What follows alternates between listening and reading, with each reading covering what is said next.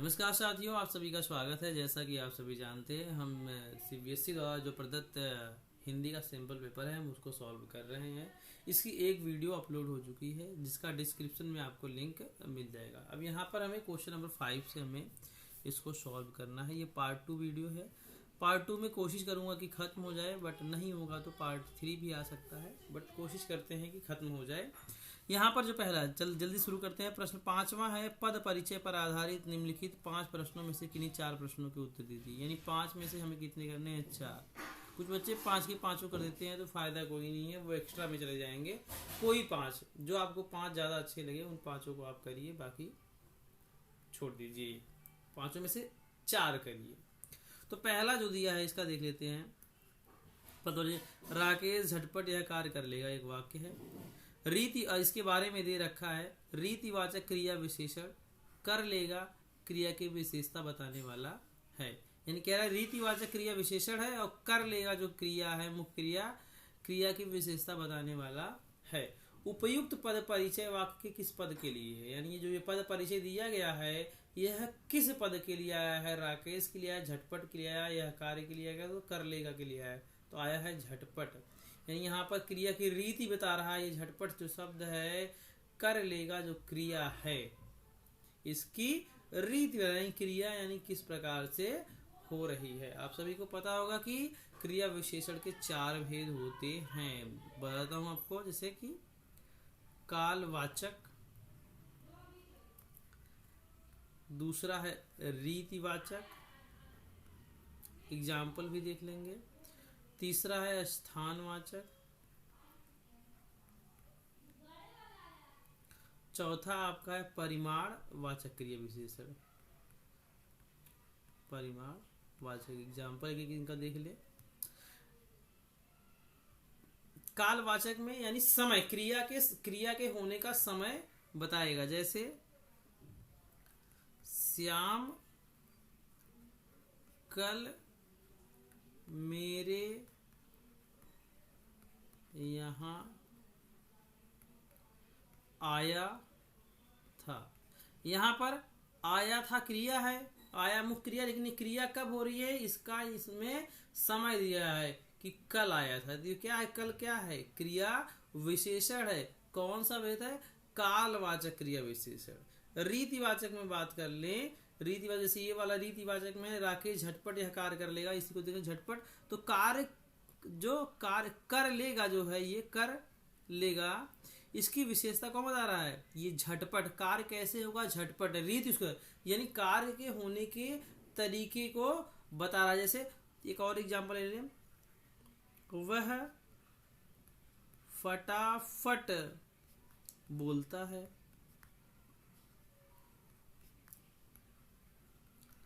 यहां जो बोलता है क्रिया है, इसकी विशेषता क्या है? फटाफट। इसकी रीति क्या है? फटाफट। अब बात करें स्थानवाचक की, तो स्थानवाचक में जैसे आपका आ जाएगा, तुम अंदर जाकर बैठो। यहां बैठो क्रिया है ना? अंदर जाकर बैठो क्रिया है। इसकी विशेषता क्या है? इसका स्थान निर्धारित कर दिया। यह क्रिया कहाँ हो रही है? एक विशेष स्थान पे अंदर हो रही है क्रिया। यहाँ पर परिमाणवाचक में वह, जैसे एग्जांपल ले, परिमाणवाचक में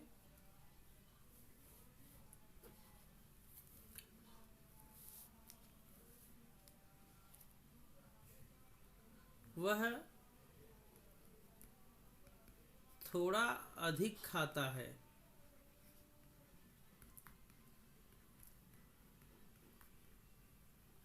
यहाँ क्रिया खाता है, इसकी वजह से क्या है? परिमाण क्या है? थोड़ा अधिक। तो ये यहाँ थोड़ा अधिक क्या है? परिमाण वाचक। आई होप आपको समझ में बातें आ गई होंगी। आगे चलते हैं, नेक्स्ट प्रश्न इसको मिटाते हैं पूरा। 5वां देखते हैं। 5वां है भी है पद परिचय से ही है। दिया है, महक जल्दी घर पहुंच गई। महक जल्दी घर पहुंच गई। यहाँ पर पहुंच गई जो है ये अंडरलाइन है। वाक्य में रेखांकित पद का परिचय पहचानिए, यानी इसका पद परिचय बताना है। क्या ये अकर्मक क्रिया है? बिल्कुल अकर्मक क्रिया है, यानी अभी तक चारों सही हो रहे हैं। क्या ये पुल्लिंग है या स्त्रीलिंग? पहुंच गई, क्या है स्त्रीलिंग है? क्या है स्त्रीलिंग? तो पुल्लिंग वाले कितने भी सारे होंगे वो गलत हो जाएंगे। ये ऑप्शन गलत, ये ऑप्शन गलत। अब हमारे पास कौन सा ऑप्शन? बी और डी में केवल देखना है स्त्रीलिंग। अब तीसरा देख लेते हैं क्या है इसमें। बहुवचन है, पहुंच गई, महक जल्दी घर पहुंच गई। क्या बहुवचन है? हम किसमें? एक वचन, एक वचन, तो एक वचन एक वचन है, ठीक है। गई भूतकाल है कि वर्तमान काल? तो पता है आपको, पहुंच गई यानी क्रिया भूतकाल में हुई, तो ऑप्शन आपका क्या सही हो जाएगा? बी वाला सही हो जाएगा। ए और डी नहीं, हमने शुरू में ही इनको एलिमिनेट कर दिया था, ए और सी को एलिमिनेट कर दिया था, तो आपका क्या हो जाएगा? ऑप्शन बी सही हो जाएगा। नेक्स्ट देखते हैं क्या है। आप लोग वीडियो देखते हैं बट लाइक नहीं करते हैं, कमेंट जरूर किया करिए, इससे मोटिवेशन मिलता है और साथ साथ पता चलता है कि हम गलतियां क्या कर रहे हैं, उस गलतियों को ताकि आगे की वीडियो में ना करें और सुधार की थोड़ी गुंजाइश भी बनी रहे। क्वेश्चन नंबर 3 देखते हैं। पेन टाइप से पहली बार बना रहा हूँ, थोड़ा सा अभी इसको चलाने में थोड़ी सी दिक्कत हो रही है। अमित के लिए थोड़ी मिठाई लेकर आइए। यहाँ पर थोड़ी के पास अंडरलाइन है। रेखांकित पद के परिचय को पूरा करने के लिए उचित विकल्प चुनिए। हमें उचित विकल्प को चुनना है कि भाई क्या आएगा, ये क्या है। अब थोड़ी है, ये मिठाई के लिए क्या है? विशेषण है, लेकिन कौन सा है? क्या अनिश्चित परिमाणवाचक विशेषण है? तो है मिठाई। मिठाई विशेष है। देखो यहाँ क्या है, हम अनिश्चित परिमाणवाचक विशेषण लिख सकते हैं, यहाँ पर आ जाएगा अनिश्चित परिमाणवाचक, इसको हम यहाँ फिल कर देंगे। और मिठाई विशेष, और विशेष का क्या है? विशेषण है। ये कौन? ये थोड़ी मिठाई का क्या है? विशेषण है। और ये क्या है? विशेषण, विशेषण, विशेष का विशेषण। और स्त्रीलिंग, स्त्रीलिंग है, बिल्कुल है, स्त्रीलिंग भी है। और क्या है? बहुवचन है। क्या ये फिट बैठता है आपका? तो यही आपका बैठेगा। अमित के लिए थोड़ी मिठाई, मिठाई क्या है? स्त्रीलिंग है ही है, तो आपका आंसर ये सही हो जाता है। यहाँ पर अनिश्चित आ जाएगा, यहाँ पर अनिश्चित परिमाणवाचक विशेषण है, ये मिठाई विशेष का विशेषण है, बिल्कुल बात सही है। स्त्रीलिंग है, स्त्रीलिंग है और बहुवचन है। थोड़ी मिठाई लेकर आइए, थोड़ी मिठाई, मिठाई क्या होगा? बहुवचन में हो जाएगी ना, तो ये आपका सही है। और स्त्रीलिंग तो है ही है। निश्चित परिमाणवाचक विशेषण है नहीं, सार्वनामिक विशेषण नहीं, गुणवाचक विशेषण, तो यानी पहला आपका सही हो जाएगा। नेक्स्ट चलते हैं।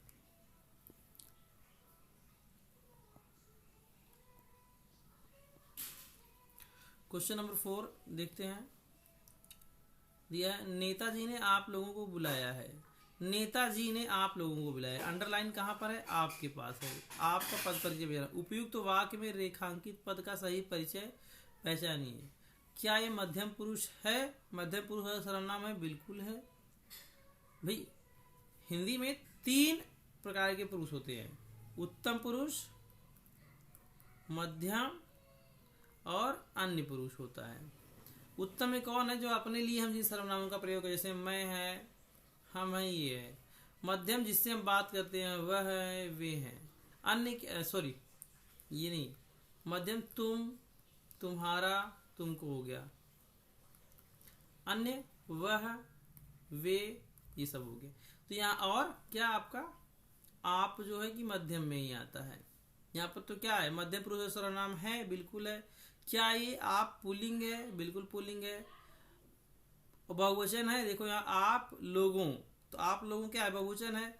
तो यहाँ पर कर्म कारक भी है, तो आपका ऑप्शन ये सही हो जाता है। अगर बी ऑप्शन की बात करें, क्या निजवाचक सर्वनाम है? नहीं है। निजवाचक सर्वनाम तब होता जब आपका प्रयोग स्वयं के लिए होता। और पुल्लिंग है तो पुल्लिंग तो है ही है, एक वचन है, या तो कट गया ये। संबंधवाचक सर्वनाम, ये भी गलत, संबंध ये भी गलत। तो आपका आंसर क्या सही हो गया? आपका ये आंसर सही हो जाता है यहाँ पर। नेक्स्ट 5वां है आपका, अनमोल अविनाश से ब्रजेश कैसा लड़का है? अविनाश अनमने ढंग से, वह लड़का डैश डैश बातें बनाता है। निम्नलिखित पद परिचय के आधार पर रिक्त स्थान के लिए उचित पद चुनिए। यानी यहाँ पर जो हमें भरना है उसके लिए यहाँ पद परिचय अनिश्चित संख्यावाचक विशेषण होना चाहिए, बातें विशेषण का विशेष और बहुवचन भरना है। तो बे सिर पैर नहीं, हम बहुत भर सकते हैं। बहुत क्या है, अनिश्चित संख्यावाचक विशेषण है, और बातें का क्या है, बातें विशेषण का क्या है, विशेष है और बहुवचन है। तो हम क्या भर देंगे इसको, यहाँ पर बहुत आएगा। इस हिसाब से हमारा ऑप्शन क्या सही हो जाता है, डी सही हो जाता है, 5वें का डी। क्वेश्चन नंबर 6 देखते हैं, अलंकार पर आधारित है।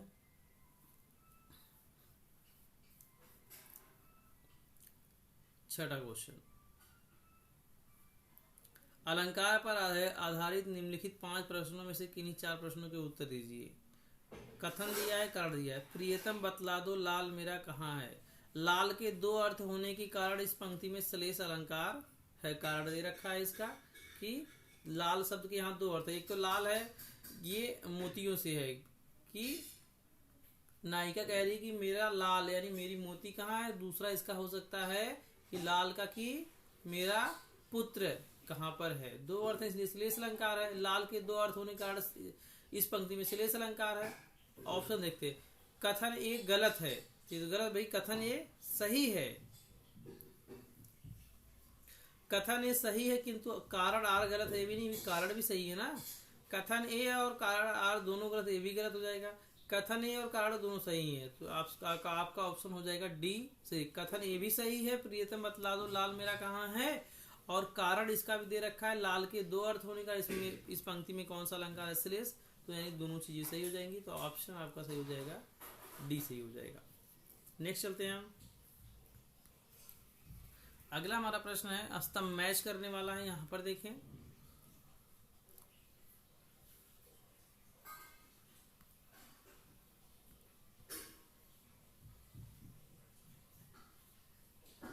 सॉरी,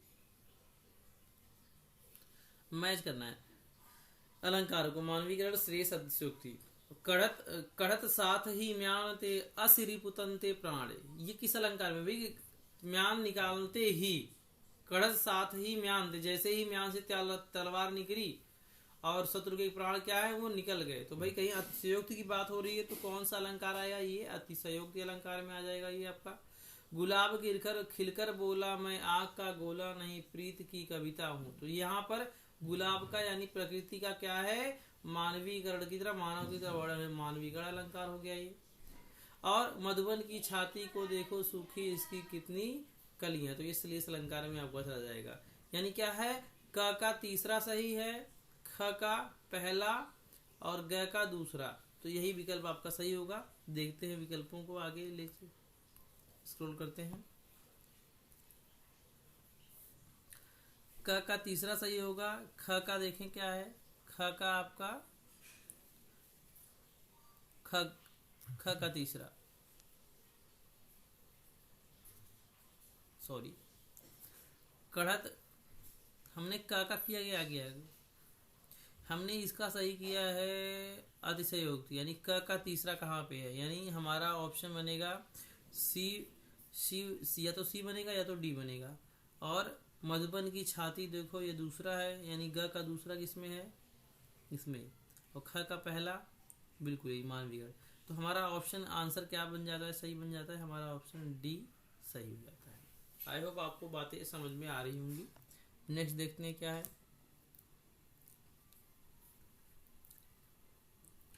तीसरा है अलंकार पर ही आधारित।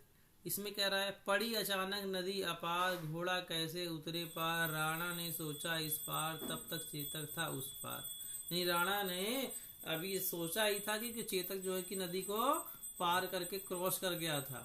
यहाँ राणा प्रताप खड़े हैं और सोच ही रहे हैं कि कैसे नदी पार किया जाए, और बिना किसी प्रयास के घोड़ा तब तक उस पार नदी के उस पार खड़ा था। तो कहीं न कहीं क्या दिखाया जा रहा है, यहाँ पर किसी चीज को बढ़ा चढ़ा करके वर्णन किया जा रहा है। तो यहाँ पर हो जाएगा आपका अतिशयोक्ति अलंकार। जब हम किसी चीज को अत्यधिक बढ़ा चढ़ा कर दिखाते हैं तो वहां पर अतिशयोक्ति अलंकार हो जाता है। क्वेश्चन नंबर 4 देखते हैं क्या है। 4, निम्नलिखित में से सही कथन चुनिए। उपमेय से सही कथन चुनना है। उपमेय से उपमान की तुलना होने पर उत्प्रेक्षा अलंकार होता है क्या? यहाँ पर आपको क्या लगता है? बिल्कुल भी नहीं। उपमेय से उपमान की तुलना करने पर उपमा अलंकार होता है, इसलिए यह गलत है सेंटेंस की उत्प्रेक्षा नहीं होता। पंक्ति में किसी बात को घुमा फिरा कर कहने पर अतिशयोक्ति अलंकार होता है, ये भी नहीं होता है। घुमा फिरा कर कहने पे नहीं, बढ़ा चढ़ा कर कहा जाए तो वहां पर अतिशयोक्ति अलंकार, तो ये भी गलत हो जाता है। एक शब्द के अधिक बार प्रयोग होने पर उनके अर्थ भिन्न भिन्न होने पर श्लेष अलंकार होता है, ये भी गलत है। क्या होता है? यमक अलंकार होता है अगर एक ही शब्द का भिन्न भिन्न प्रयोग हो, अर्थ अलग अलग हो, ये भी गलत है। जड़ पदार्थों पर, जड़ यानी जो जिनमें चेतना नहीं होती है, मानवीय क्रियाएं करने का आरोप लगाने पर मानवीकरण अलंकार होता है, तो यह आपका सही हो जाता है। इस संदर्भ में आपका क्वेश्चन नंबर 4 में आपका डी सही हो गया है। क्वेश्चन नंबर 5 देखते हैं।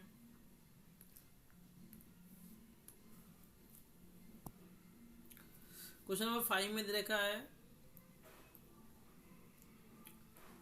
फूले का सकल मई छाई, जनु रसात ऋतु प्रकट बुढ़ाई, मानो माई घन अंतरदामिनी, उषा सुनहरे तीर बरसती, जय लक्ष्मी सी उदित हुई।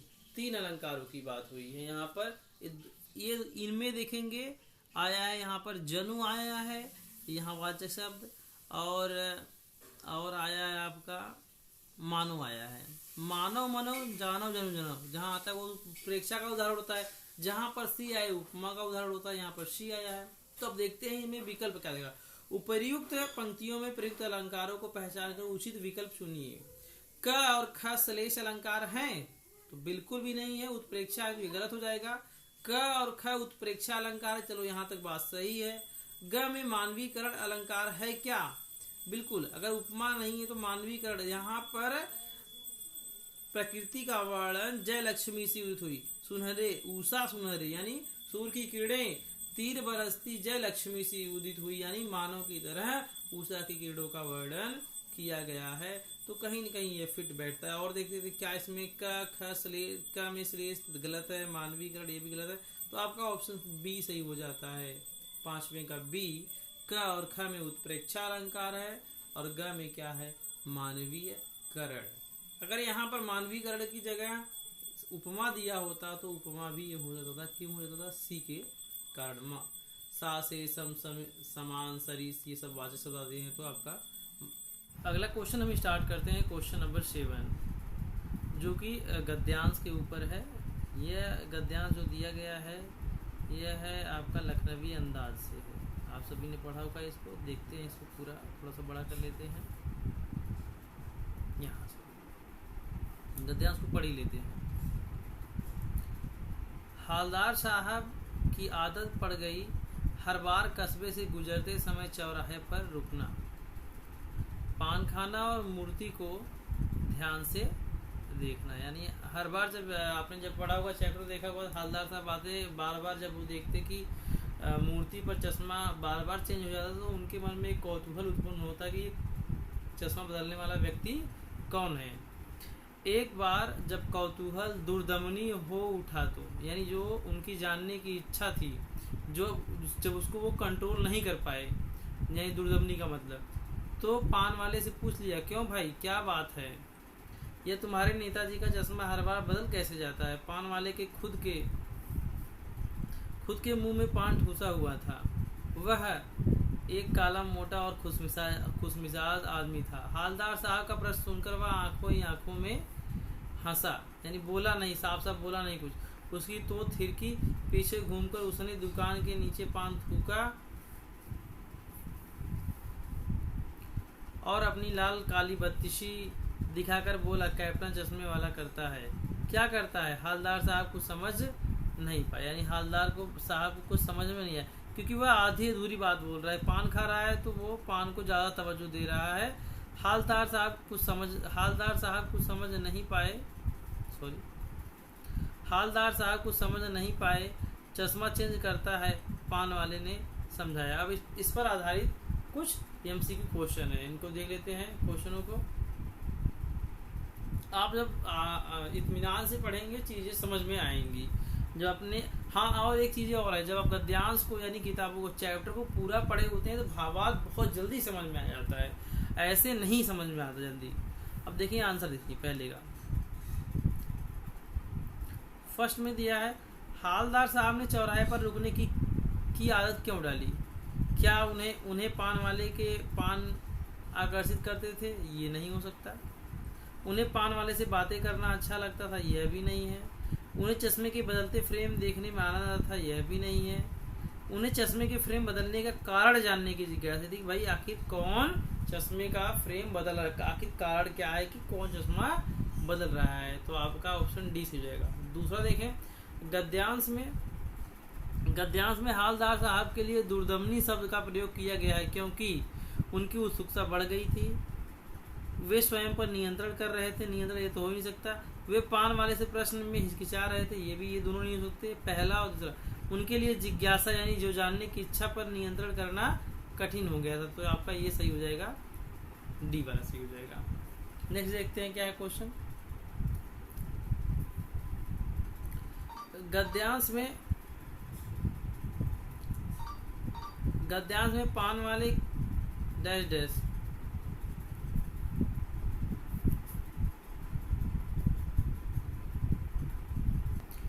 यहाँ पर आपका फिल इन द ब्लैंक्स है। गद्यांश में पान वाले के शारीरिक गठन और आगे का है भाव भंगिमाओं। गद्यांश में पान वाले के शारीरिक गठन और भाव भंगिमाओं का सजीव वर्णन किया गया है। तो इस हिसाब से आपका आंसर ये हो ही नहीं सकता, ये भी नहीं हो सकता, ये भी नहीं हो सकता। नेक्स्ट क्वेश्चन चौथा, हालदार साहब को पान वाले की बात समझ में नहीं आ रही थी क्योंकि कारण क्या था? उन्हें पान वाले की बात पर अविश्वास था, ये नहीं हो सकता। पान वाला आधा अधूरा उत्तर दे रहा था, ये हो सकता है। पान वाले के मुंह में पान ठूसा हुआ था, तो है ही है, पान ठूसे हुए भी बोल सकता था, तो ये भी नहीं हो सकता, ज़्यादा उचित ये है। उनके स्वभाव में थोड़ी नासमझी थी, ये भी नहीं। तो आंसर आपका क्या हो जाएगा? बी सही हो जाएगा। नेक्स्ट देखते हैं क्वेश्चन नंबर 5। कथन का कैप्टन द्वारा नेताजी का चश्मा बदलना पान वाले के लिए हास्य का विषय था? तो बिल्कुल था भाई, मजाक उड़ा रहा था ना वो। चश्मे वाले द्वारा नेताजी को चश्मा पहनाना देशभक्ति के प्रति सम्मान था? बिल्कुल भाई सम्मान था, इसलिए वो ऐसा कर रहा था। हालदार साहब के लिए चश्मे का बदलना व्यंग का विषय था? तो नहीं, हालदार साहब के लिए व्यंग नहीं था, बल्कि यह आश्चर्य था, उन्हें कौतूहल उत्पन्न कर रहा था, आखिर कौन कर रहा है। तो यहाँ पर विकल्प कुछ दिए गए हैं, विकल्पों को देखते हैं क्या विकल्प सही हो सकता है। पहले में आप देखेंगे तो कथन का सही, किंतु कथन ख और ग गलत है। नहीं, कथन का और ख सही यही है, कथन का गलत, ये भी गलत हो गया। कथन का ख सही किंतु ख गलत, तो आपका आंसर सही हो जाएगा, सी सही हो जाएगा। यानी क्योंकि कथन का और ख यानी ये सही है और ग आपका गलत है, ऑप्शन सी सही हो जाता है। यहाँ पर आ जाइए, लखनवी अंदाज से है क्वेश्चन नंबर 8। प्रश्न गद्य पाठों पर आधारित निम्नलिखित प्रश्नों के उत्तर दीजिए। और हाँ देखते हैं, 1 नंबर के 2 प्रश्न हैं, देखते हैं। 2 प्रश्न हैं 1 नंबर के। सीट के नीचे से लोटा उठाकर खीरों को खिड़की से बाहर धोया और तौलिए से पोंछ लिया, जेब से चाकू निकाला, दोनों खीरों के सिरे काटे और उन्हें गोदकर झाग निकाला, फिर खीरों को बहुत एहतियात से छीलकर फाकों को करीने से तौलिए पर सजाते गए। उपयुक्त क्रियाकलापों से नवाब साहब क्या संप्रेषित करना चाहते हैं, यानी क्या दिखाना चाहते थे? अनुशासित जीवन? नहीं, बिल्कुल नहीं। सादगी भरा जीवन? ये भी नहीं।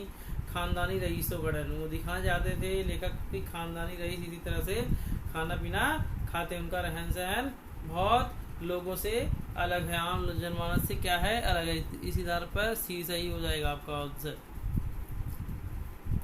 दूसरा, सभ्यता साधन है जबकि संस्कृति क्या है? सभ्यता आप समझते हैं, संस्कृति यानी किसी परंपरा, संस्कृति यानी कल्चर। संस्कृति और सभ्यता क्या है? साधन है। जैसे मान लो कोई संस्कृत व्यक्ति है, वह क्या करेगा? संस्कृत व्यक्ति की सभ्यता का निर्माण, जैसे कोई चीज साइकिल बना दी, ये क्या है? सभ्यता है। सभ्यता के द्वारा हमारा जीवन सरल हो जाता है। जबकि संस्कृति क्या है? साध्य। सभ्यता क्या है? आपका साधन है। सभ्यता बताती है कि हमारे पास क्या है और संस्कृति बताती है कि हम क्या है। बिल्कुल सही है, दो चीजें। तो संस्कृति पाठ के आधार पर उपयुक्त कथनों के सही विकल्प चुनिए। जब संस्कृति पाठ आप पढ़ेंगे तो वहां समझ जाएंगे संस्कृति और सभ्यता में अंतर। तो इसका आंसर देखते हैं क्या हो जा सकता है। कथन का और ख दोनों गलत है, तो बिल्कुल गलत। कथन का गलत नहीं, ये भी गलत। कथन का सही और कथन का उसकी व्याख्या है, तो ये सी हो जाएगा, बस सी सही हो जाएगा इसमें आपका प्रश्न। क्वेश्चन नंबर 9 चलते हैं। हाँ, ये पद पर आधारित है, पढ़ी देता हूँ पद। लखन कहा हसी हमरे जाना, सुनऊ देव सब धनुष समाना। का छति लाभ जन धनु तोरे, देखा राम नयन के भोरे। छुअत टूट रघुपति न दोषु, मुनि बिनु काज करी कत रोषु। बोले चितई परसु की ओरा, रे सट सुनऊ सुभाव न मोरा। बालक बोली बधौ नहीं तो ही, केवल मुनि जड़ जानई मोही। बाल ब्रह्मचारी यदि कोई, विश्व विदित क्षत्रिय कुलद्रोही। इसका अर्थ जब आप समझे रहेंगे तो बहुत सही। जब आप टीचर आपको पढ़ाएं तो वहां पर अर्थ को अच्छे से समझना है। अर्थ नहीं समझ पाएंगे तो नहीं कर पाएंगे। भुजबल भूमि भूप बिन कीनी, विपुल बार मई दे मन दीनी। सहस बाहु भुज छेद निहारा, परसु बिलोगी महीप कुमारा। तो इस पर आधारित प्रश्न मैं तेजी से करा रहा हूँ क्योंकि वीडियो बहुत लंबी हो जाएगी। मुझे प्रश्न का प्रारूप आपको समझाना है, किस प्रकार से प्रश्न पूछे जाएंगे, क्या आपकी स्ट्रेटेजी होने वाली है।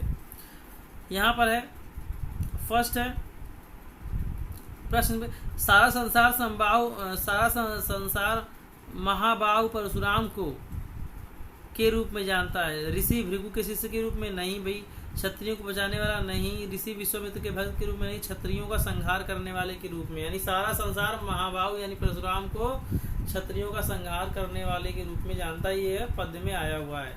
दूसरा देखते हैं, परशुराम क्रोधित होने पर भी की वजह से लक्ष्मण पर आक्रमण नहीं कर रहे हैं। क्या समझ कर आक्रमण नहीं कर रहे? तो लक्ष्मण को बालक, ये यहाँ पर डी से होगा। परशुराम क्रोधित होने पर भी लक्ष्मण को बालक समझने की वजह से लक्ष्मण पर आक्रमण नहीं कर रहे हैं, तो आपका ऑप्शन डी सही हो जाता है। नेक्स्ट पर चलते हैं, थोड़ा सा फास्ट कराएंगे क्योंकि बहुत लंबा पेपर है ये। कथन है, परशुराम ने सहस बाहु को छोड़कर सभी राजाओं को फरसे से वध कर दिया था। नहीं भाई, परशुराम का भी तो मारा था ना, सभी राजाओं को तो मारा ही था साथ साथ परशुराम को, तो ये कथन गलत हो जाता है आपका। ये कथन क्या है आपका? गलत है। परशुराम ने पृथ्वी को राजाओं से रहित कर दिया था, ये सही है। अब देखते हैं क्या कथन का सही और कथन ख गलत, ये गलत हो गया। कथन का सही और कथन ख गलत, कथन का गलत और कथन ख सही है, यही मुझे लगता है ये सही है। कथन का और कथन ख दोनों सही है नहीं, तो आपका सी आंसर सही होगा तीसरे में। चौथा, लक्ष्मण के अनुसार धनुष तोड़ने में राम का कोई दोष नहीं था, क्योंकि क्यों दोष नहीं था भाई? धनुष को चलाने पर वह खुद से टूट गया था, धनुष तोड़ने के लिए कहा गया था नहीं, धनुष हाथ लगाते ही टूट गया। तो उन्होंने बताया था छूत राम टूट गया, छूते ही राम के धनुष टूट गया था, लक्ष्मण ने परशुराम को बताया। तो इस हिसाब से आपका सी सही हो जाता है। नेक्स्ट चलते हैं,